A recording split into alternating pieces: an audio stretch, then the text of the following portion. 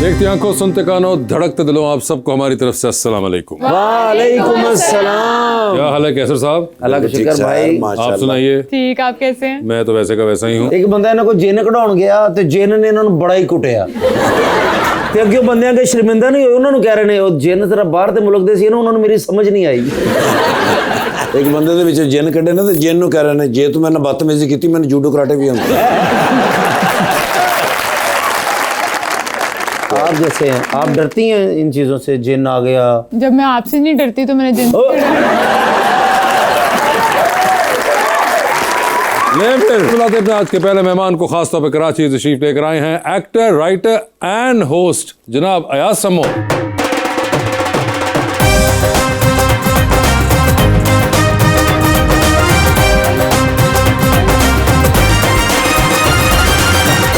उनका साथ देने के लिए हमारी दूसरी मेहमान विजुअल आर्टिस्ट जवेरिया नवाज।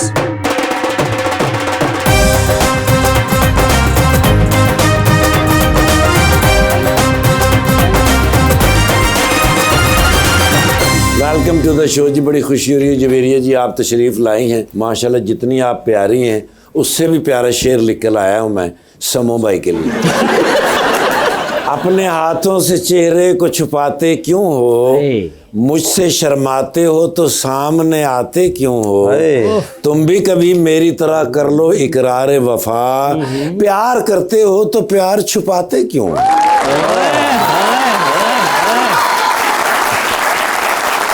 तुमने पूछा चलो तुमको बता देता हूँ, जो मुझ पे गुजरी है तुम्हें भी सुना देता हूँ। तेरे बाद मुझे खुद पे भी एतमाद नहीं, तेरा नाम लिखता हूँ लिख कर मिटा देता हूँ।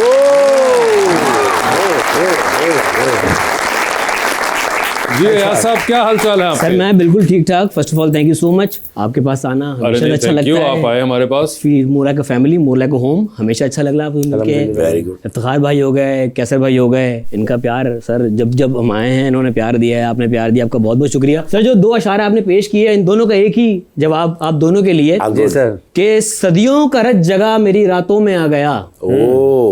सदियों का रच जगह मेरी रातों में आ गया, मैं एक हसीन शख्स की बातों में आ गया। अयाज, बड़ा ही जबरदस्त आपका शेर था। काश कि आप आखिर में इशारा कहीं और करते।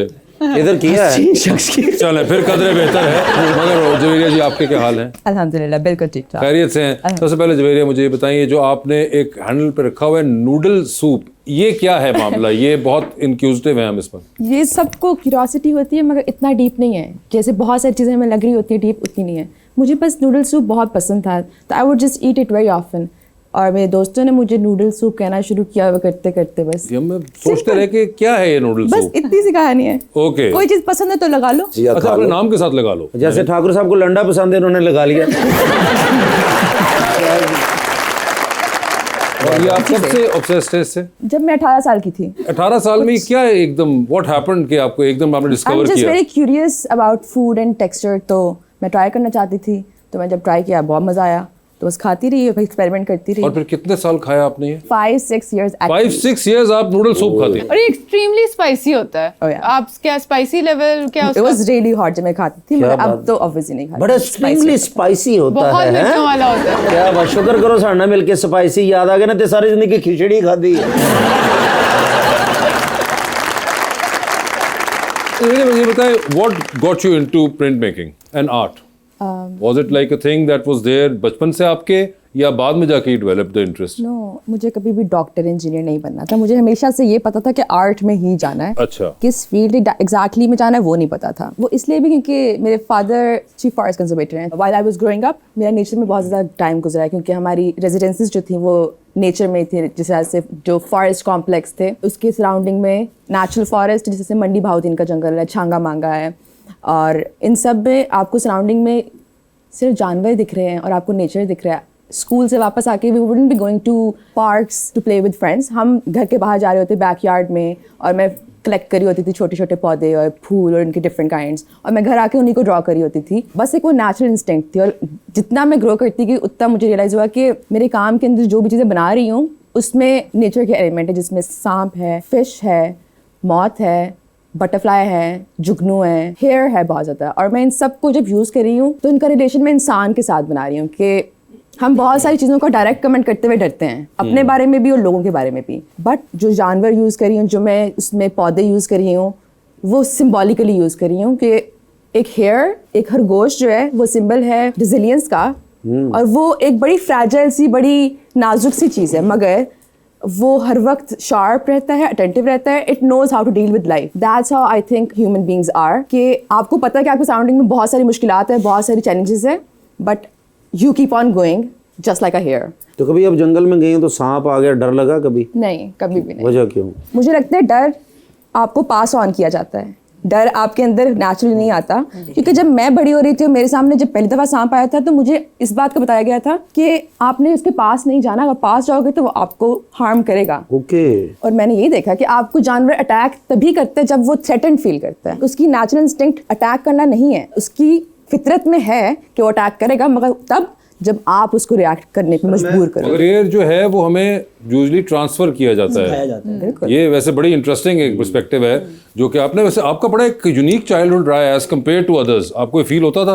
Absolutely. And specially after growing up, जब बाकियों ने मैं बताया, एक्चुअली लोगों से इंटरेक्ट किया, इंसानों से, तब पता चला. पता चला कि ये क्या हो रहा है. ये एक अलग मखलूक है. इंटरेस्टिंग बात ये कि आपने बचपन में देख लिए ये सांप और बिच्छू वगैरह, आपने बड़े होके सारे देखे. हाँ, बचपन में भी देखे थे लेकिन एहसास नहीं हुआ उनका. अच्छा, बड़े हो क्यों हुआ? बड़े हो गए तब पता चल चुका हुआ था कि ये होते हैं. ये थे. ये थे. अच्छा, बाद में जाके पता चला. वैसे ट्रस्ट कर लेते हैं जल्दी या नहीं? पहले कर लेते थे, अब थोड़े से दाना हो गए. आप नहीं कर करना लेती है चाहिए. जल्दी या ट्रस्ट या नहीं? अब तो नहीं. पहले कर लेती थी. हाँ, मुझे लगता था कि अगर मैं अच्छी हूँ और अगर मैं ऑनेस्टी के साथ और लॉयल्टी के साथ कोई भी चीज़ कर रही हूँ तो मेरे इर्द गिर्द भी वो होगा. नहीं हुआ ऐसा नहीं होता. ओए होए. मगर मुझे ये बताया यार, जब लेटली हमने आपको होस्टिंग करते हुए बहुत ज्यादा देखा है, तो ये बाकी चीजें जो आपने थोड़ी सी साइड पे कर दी, इसकी वजह क्या है? एक्टिंग नो डाउट पैशन है अपना, लेकिन होस्टिंग में मुझे इसलिए मजा आता है कि एक तो आप कमांडिंग पोजीशन में होते हैं. अच्छा. चीज़ें आपके अकॉर्डिंगली हो रही होती हैं, आपकी मर्जी से हो रही होती हैं. और सबसे अच्छी बात यह है, जब हम एक्टिंग कर रहे होते हैं तो पूरा दिन आपका उसमें निकल जाता है, तो आपकी पर्सनल लाइफ, सोशल लाइफ कहीं ना कहीं डिस्टर्ब हो जाती है उसमें. होस्टिंग करने का एक फायदा ये है कि 2-3 घंटे में अपना काम खत्म करके अपने बाकी काम कर सकते हैं. अच्छा, तो आप कह रहे थे कि आपको मजा आता है होस्टिंग करते हुए, तो आप ये मजा लेना चाहेंगे? बिल्कुल सर. प्लीज आप मैं नहीं सर, नहीं लेनी. भी मजा लेना चाहता हूँ.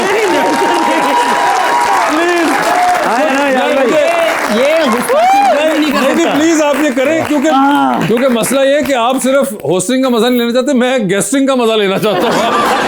सर भी मैं गेस्ट सर, मैं ये सुकून से बैठूंगा, आप अब करें जो मेरे साथ होती है. बस वही आप पर आते हैं. जी जी सर कमाल एक्टर हैं. अच्छा. कमाल लिखारी हैं.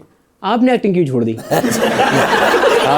बिल्कुल सही सर, क्योंकि उनको पता चल गया था मैं एक्टर नहीं हूँ, इसलिए. जहाँ तक हमने आपको देखा है, आपसे भी गए गुजरे एक्टर्स नाम लेके बताएं. मेरी गल नहीं करनी, मैं तुम दस लैंड लग गया सी.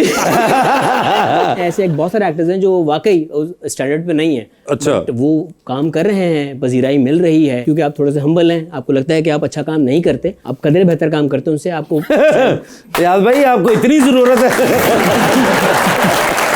कैसे भाई समझा करें, वो राइटर भी है, अगली फिल्म लिख रहे हैं. भजन मैं 10 साल यही मिनते तरले करो, मेरी नहीं चली, ताड़ी कितने चलनी है. भाई सीट चेंज करने आ गए.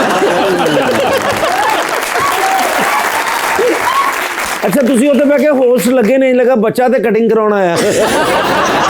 आप तो जेलसी में बोल सकते हैं, या आप जवेरिया से पूछे उनको कैसे लग रहे थे, वो आपको एक न्यूट्रल बताएंगे. जोरी कैसे लग रहे थे? सही है. सही है ना? सही होस्टिंग कर रहे थे ना? हाँ, अच्छी कर रहे. देखिए अच्छी कर रहे थे, आप सड़े मत. मेरे भाई है, छोटा भाई, अल्लाह उसे और कामयाब करे. हाँ अल्लाह आपकी सीट उसे दे दे, मैं क्यों सड़ता हूँ.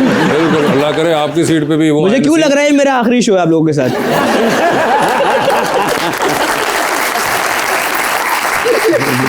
आप मुझे ये बताइए, आपसे मैं एक सवाल पूछूंगा, आप मुझे बताएं कि आपके ख्याल में कौन बेहतर ज्यादा कॉमेडियन है, नसीम विकी साहब या कैसर पिया? नसीम भाई. हाँ भाई, नसीम भाई क्या बात है. ये मैं लगेगा सर.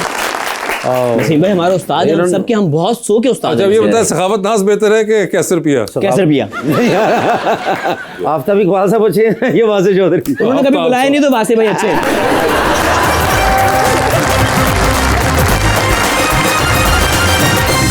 वेलकम बैक जी रबानिया। जवेरिया सिंबलिज्म की आपने बात की, आपको लगता है कि आर्टिस्ट अगर सिंबल्स के थ्रू या कोई इनडायरेक्ट मैसेज देना चाह रहा हो तो सोसाइटी में चेंज आ सकता है? बिल्कुल आ सकता है, क्यों नहीं आ सकता है, क्योंकि बहुत सारी चीज़ें आप कहना चाह रहे होते हो और लोग सुनना भी चाह रहे होते हैं और देखना भी चाह रहे होते हैं, मगर बिकॉज ऑफ कल्चरल और सोसाइटल नॉर्म्स या रीजनिंग की वजह से आप उसको दिखा नहीं सकते हो उतना डायरेक्टली।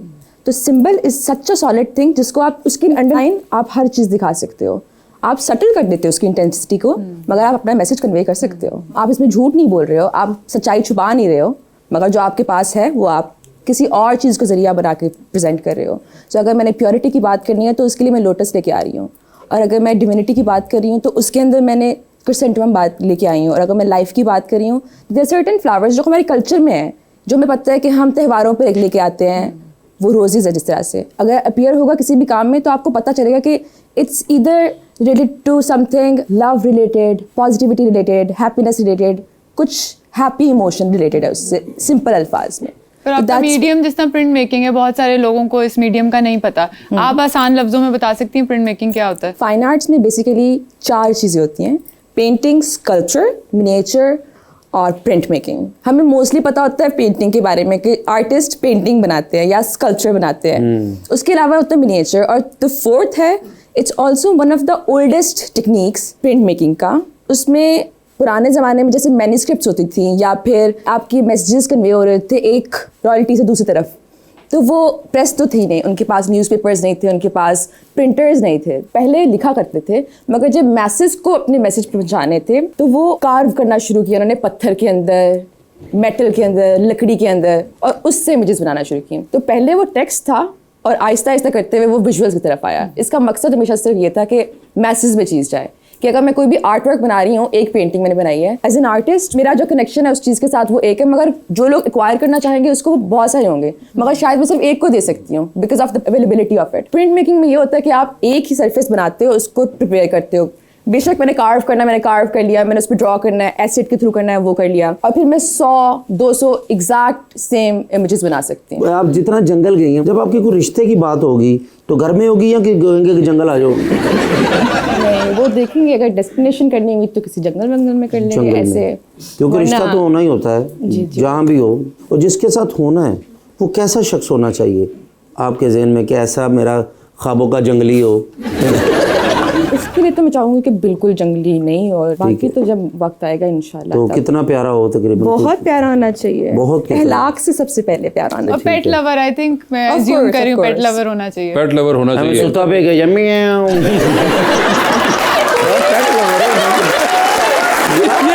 किस किस्म का पेट लवर है? अच्छा, पेट लवर हो, बहुत ज़्यादा प्यारा होना चाहिए। प्यारा होना चाहिए, सबसे पहले अखलाक अच्छा होना चाहिए, फिर अखलाक अगर अच्छा होगा तो शक्ल में नजर आता है, अगर अखलाक अच्छा नहीं होगा पता चल जाता है, शक्ल पे आने लग जाता वैसे मुझे आप जाते जाते बता दें मुझ में क्या कमी है? है। नहीं, मैं सोच नहीं रही उस बारे में। नहीं, अच्छा, अब 2 सोच भी नहीं सेकंड के लिए जाते? सोच ले दूसरों की फलाह बहबूद के लिए। हाँ, ओके, क्या मैंने सोशल वर्क छोड़ डू दिया सम है। Public service for 2 minutes.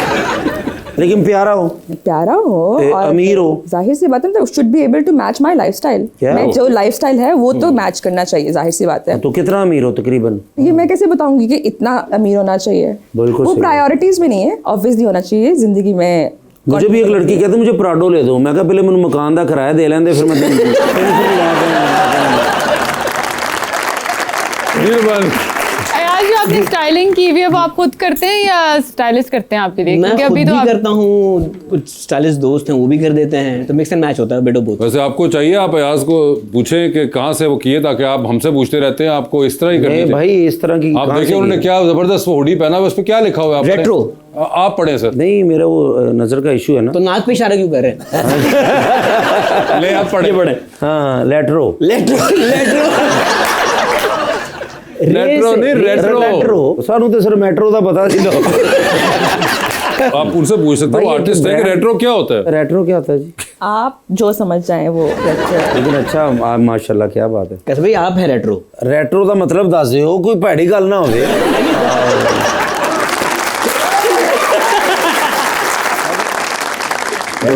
Classical hit sir. Oh my love, क्या बात विंटेज है। रेट्रो, आम उर्दू में कहते हैं कदीम। लेकिन अच्छा है, प्यारे लग रहे हैं माशाल्लाह। आप ये देखें ना इनसे ड्रेसिंग, शूज भी, ड्रेसिंग भी। नहीं, आज के बाद ऐसे रेट्रो ही किया करूँगा। ऐसे रेट्रो करना। आज के बाद मैं रेट्रो ही हूँ, रेट्रो पिया।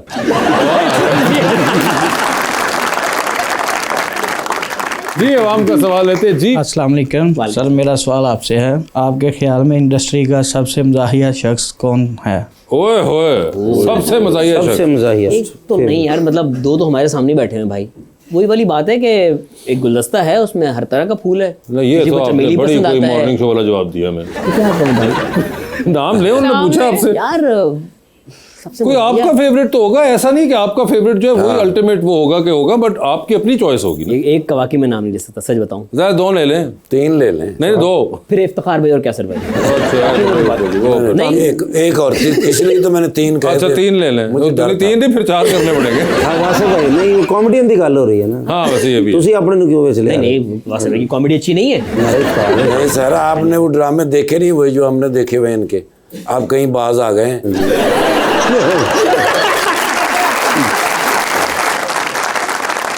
नासिर चिनोडी साहब हैं, इफ्तिखार भाई हैं, कैसर भाई हैं, नसीम भाई हैं, ये सारे हमारे लेजेंड और मुझे वाकई सब पसंद है जेन्युइनली। हाँ मगर आपने एक नाम नहीं लिया, आपका जवाब सही नहीं एक दिया। नाम कैसे आप बताएं वासिफ भाई, आपका कौन फेवरेट है? बताएं। मेरे एक सोहेल नाम। अहमद। सोहेल अहमद साहब तो सर सर वो तो वन ऑफ अ काइंड है।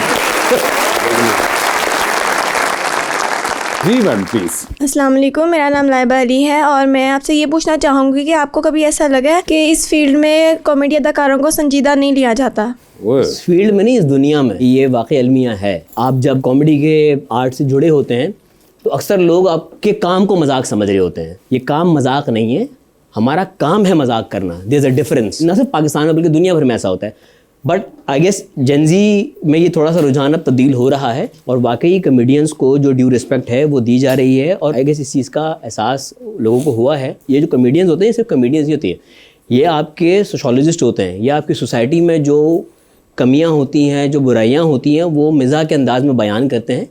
तो इनकी बातों को सीरियस लेना चाहिए। कहीं भी आपको लगता है यार जी कि एक तो ये कि वेस्ट के अंदर मुझे लगता है ये थोड़ा चेंज हो रहा है। हाँ। और उसके अंदर बहुत हद तक अमल दखल शायद इस जॉनरा में काम करने वाले लोगों का खुद भी है यस, कि वो अपनी प्रोजेक्शन उस तरह से कर रहे हैं जहाँ पे they are not just as people who make you laugh, मगर वो आपसे मुख्तलिफ मौक़ों पे सीरियस बात भी करेंगे। मुझे लगता है यहाँ पे बहुत से जो हैं हम लोग जो इस काम में कर रहे होते हैं वो अपने आप को भी कुछ ज़्यादा ही प्रोजेक्ट उस तरह कर रहे होते हैं कि हमारे में यही एक साइड है। तो वासिफ भाई आपकी बात को मैं कंटिन्यू करूंगा। प्रॉब्लम ये है कि लोग हमारे मजाक को सीरियस नहीं ले रहे, तो हमारे सीरियस को कहाँ सीरियस लेंगे? ठीक है, सही है। जो हम अपनी कॉमेडी में जो एक मैसेज दे रहे होते हैं, जो हम तंज़ो मिजाक कर रहे होते हैं, जो अपनी सोसाइटी की जो भी प्रॉब्लम्स होती हैं उनको मिजाक के अंदाज में बयान करते हैं, लोग उसे जोक समझकर ही भूल जाते हैं। उसमें क्या हिडन मैसेज है वो शायद काफ़ी लोगों तक पहुंचता ही नहीं है। अमान साहब एक हमारी यूनिवर्सिटी है, तो हमने तो बहुत सीखने की कोशिश की है उनसे। अब जितने भी हमारे कॉमेडियंस हैं जो आ रहे हैं, उन्हें अमान साहब जैसी यूनिवर्सिटी से सीखना चाहिए। उनका कंटेंट मौजूद है। एक किस्सा शेयर करूंगा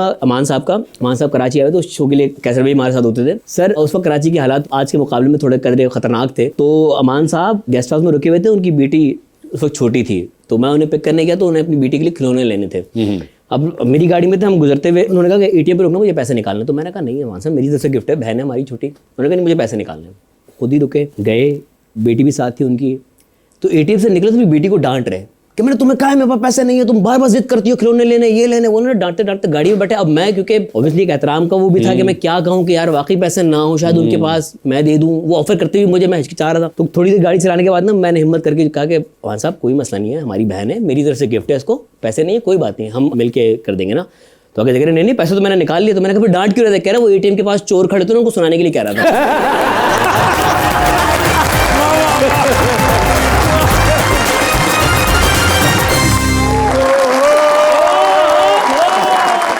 यार मैं ना कभी कभी अपने आप बड़ा खुशकिस्मत समझना। अच्छा। राती सुता तो ख्वाब में भला कौन आया? कौन? मैं तुम्हें पूछ रहा हूं, मैंने पूछ रहा। आपका ख्वाब है, आपको पता है? अमानुल्लाह खान साहब। हैं? तुम्हें पता है?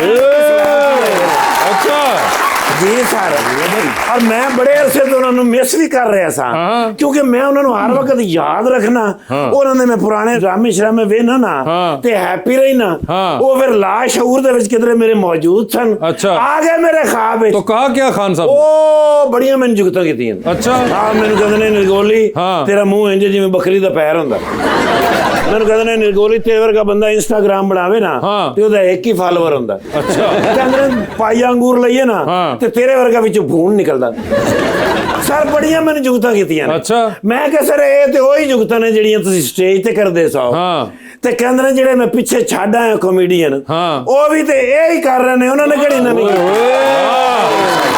ये बात लेकिन एक गल उन्होंने बड़ी मजेदार की थी क्या उन्होंने कहा यार मैं खुश है इन्होंने कॉमेडियंस तो अच्छा भाई इन्होंने मरण तो बाद मैनू मरण नहीं दिता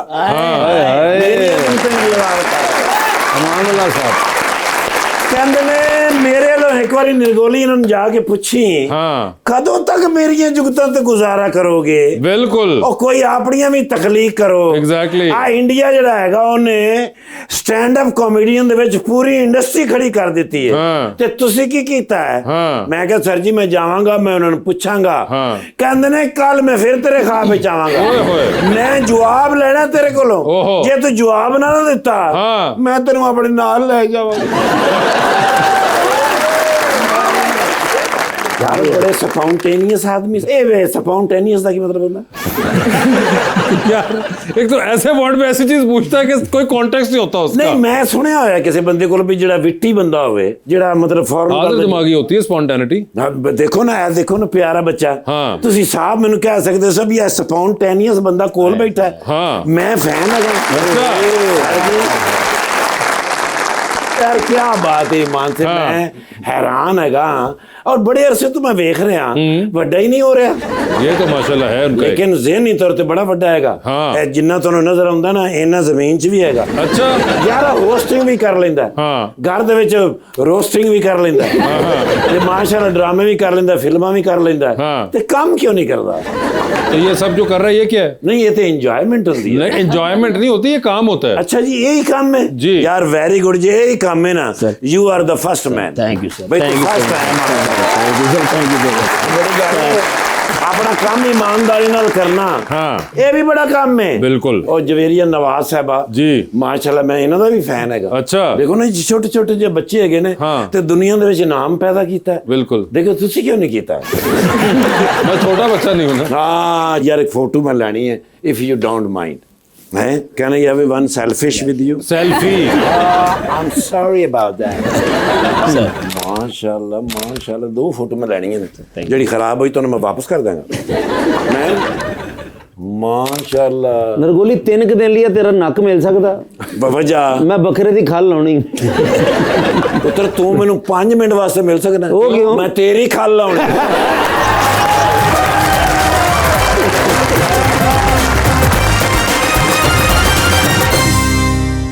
वेलकम बैक जी रबानिया जवेरिया आर्ट कलेक्टर्स जो होते हैं वो तो जब काम खरीदते हैं तो बहुत ज़्यादा पैसे लगाते हैं और अक्सर उनकी ख्वाहिश होती है कि बहुत एक्सक्लूसिव काम खरीदें। प्रिंट मेकिंग में तो आपने कहा कि आप 100 कॉपीज़ भी निकाल सकते हैं 200 कॉपीज़ भी निकाल सकते हैं, तो आर्ट कलेक्टर्स की जो वो एक साइकी है वो अफेक्ट करती है आपकी प्रैक्टिस को? मैंने जो प्रिंट मेकिंग पिक किया था रीज़न एक ये था कि मैं उसमें सब कुछ कर सकती हूँ, मिनिएचर भी, 3 डायमेंशनल स्कल्पचर भी, पेंटिंग भी और प्रिंट मेकिंग इटसेल्फ भी। प्रिंट मेकिंग में फर्दर बहुत सारी चीज़ें हैं, तो एक तो मुझे फ़ायदा ये हो रहा था कि मैं एक चीज़ से मल्टीपल चीज़ें बना रही हूँ और मेरा अर्निंग सोर्स मल्टीपल है एज एन आर्टिस्ट।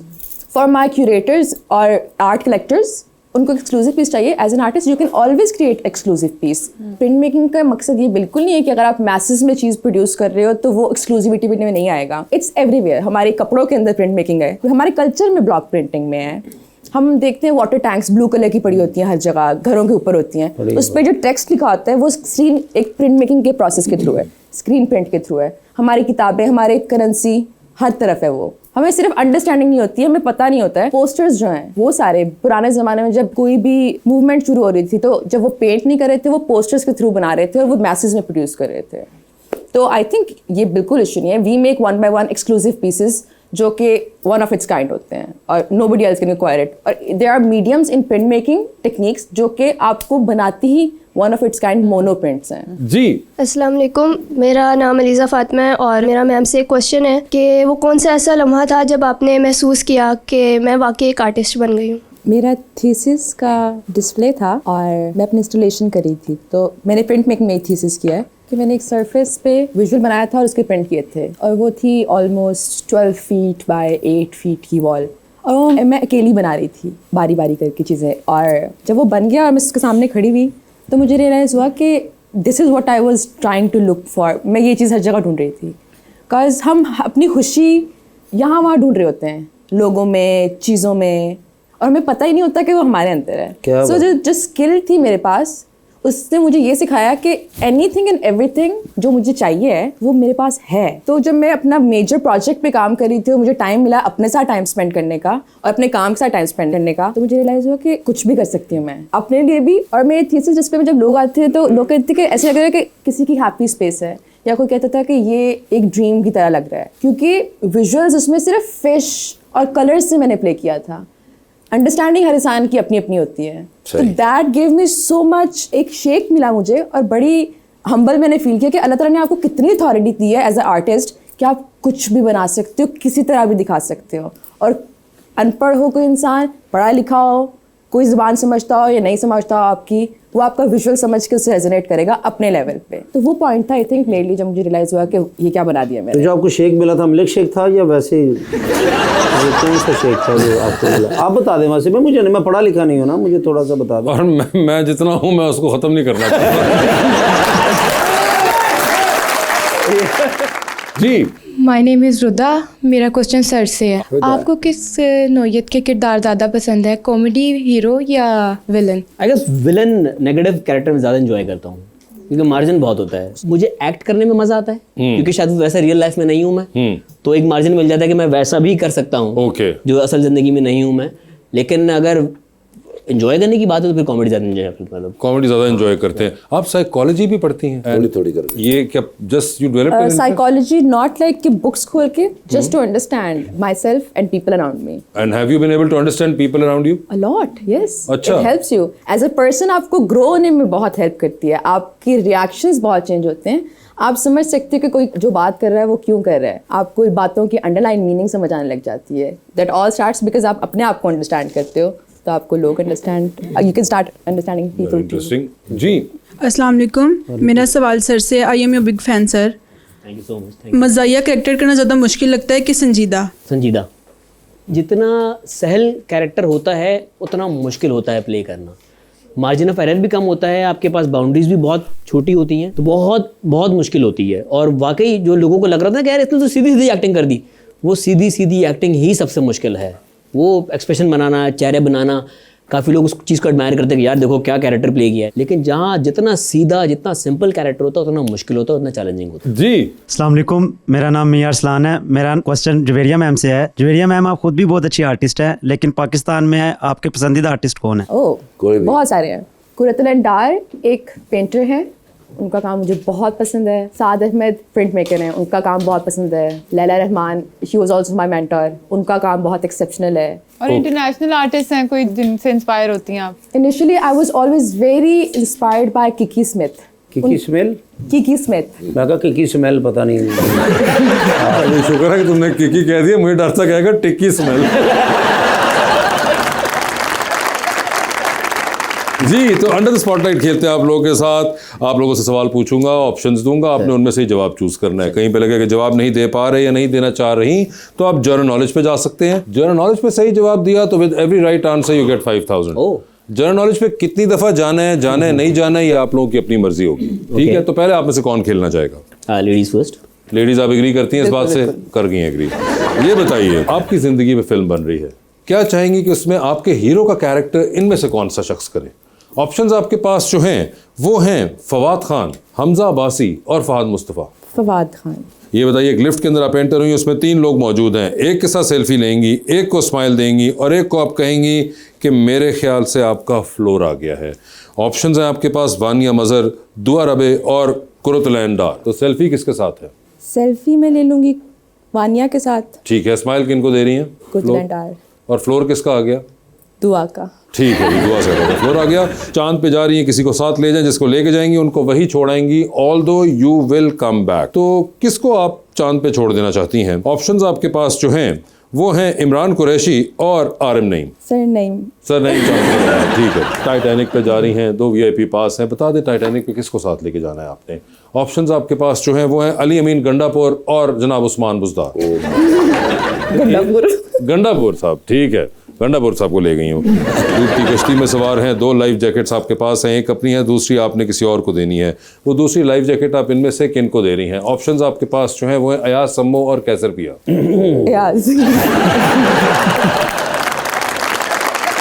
ठीक है यार साहब, आप ही बता दीजिए, आपकी जिंदगी फिल्म बन रही है, क्या चाहेंगे उसमें आपकी हीरोइन का कैरेक्टर इनमें से कौन करें? ऑप्शंस आपके पास जो हैं वो हैं सज्जल अली, रमशा खान और हानिया आमिर।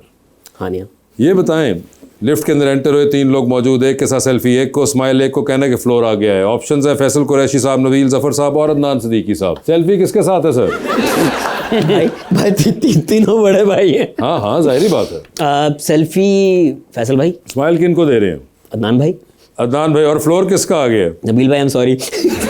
ठीक है, चांद पे जा रहे हैं, किसी को साथ ले जाए, जिसको लेके जाएंगे उनको वहीं छोड़ेंगे, although you will come back. Okay, किसको चांद पे छोड़ देना चाहते हैं आप? ऑप्शंस आपके पास जो हैं वो हैं ताबिश हाशमी, अहमद अली भट्ट और इमरान अशरफ। अहमद अली भट्ट। अहमद अली भट्ट साहब को चांद पे छोड़ दिया इन्होंने। ये बताइए सर, इनमें से किसकी कॉल आए तो फौरन उठा लेंगे, किसकी कॉल आए तो मैसेज पे जवाब दे देंगे, और किसकी कॉल आए तो फिलहाल आप अपना फोन रख के कमरे से बाहर चले जाएंगे? ऑप्शंस आपके पास जो है वो है बिलाल लशारी, जामी और नदीम बेग, 3 डायरेक्टर्स। तो किसकी कॉल आए तो फौरन उठाएंगे?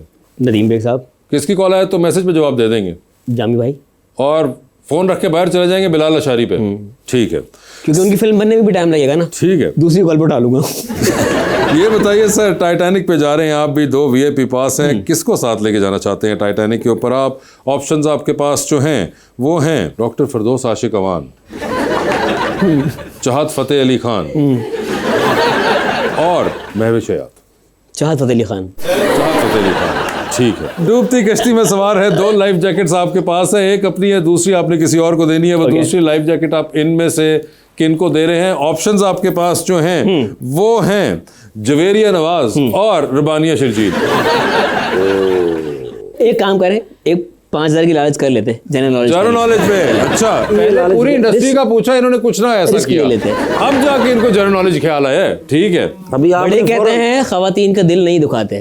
बिल्कुल सर, ये बता दीजिए, who is the writer of merchant of Venice? आराम आए।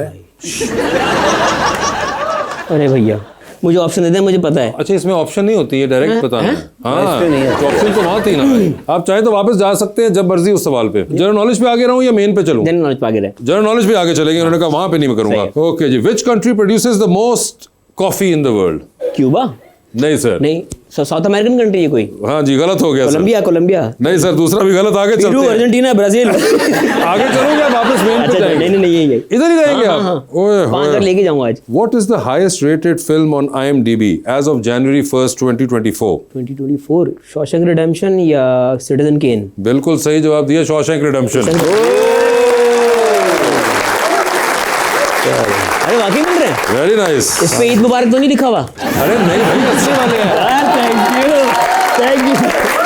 वाह जी वाह, रिस्क लिया था उन्होंने। आखिर में दोनों खवातीन देखे, आप दोनों को बचाते उन्होंने रिस्क लिया। दोनों आखिर में तीसरी अटेम्प्ट को ले गए। मगर thank you so much Ayaz, बहुत बहुत शुक्रिया शो बनाने का। मैडम आपका बहुत बहुत शुक्रिया। Best of luck to both of you and thank you so much. बहुत शुक्रिया।